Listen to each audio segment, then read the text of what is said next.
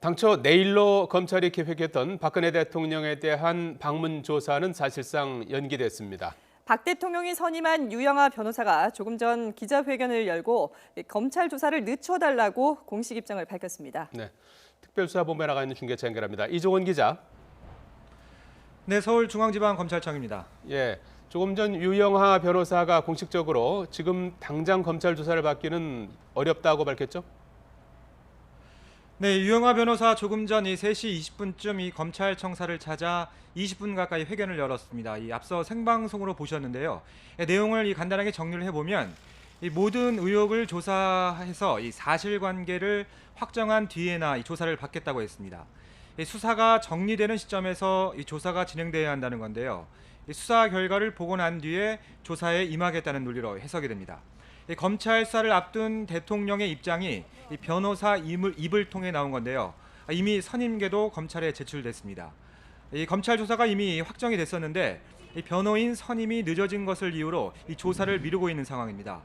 기존 수사에 적극 임하겠다는 입장과는 다소 배치되는 것 아닌가 하는 이 얘기도 나오고 있어서 논란이 예상됩니다. 네, 자, 검찰은 당초 내일이나 모레쯤 조사를 하겠다라는 입장이었는데 검찰의 반응은 나왔습니까? 네, 아직 구체적인 입장은 내놓지 않았는데요. 다만 유영하 변호사가 이미 이 수사팀 관계자를 만나서 같은 입장을 밝힌 것으로 알려졌습니다. 검찰은 늦어도 내일까지 조사가 필요하다는 입장이었죠.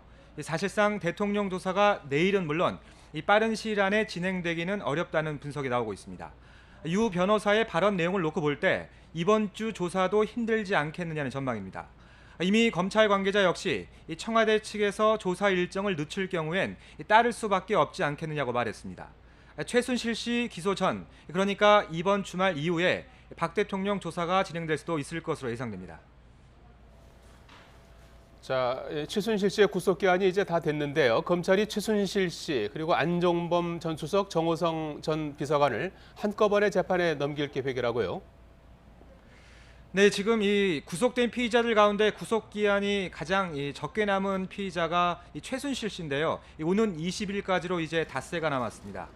검찰은 안 전 수석과 정 전 비서관은 이 구속 만기가 더 남았지만 이 사건 특성상 일괄 기소하는 방안을 고려 중이라고 밝혔습니다. 서로 공범관계이기 때문인데요.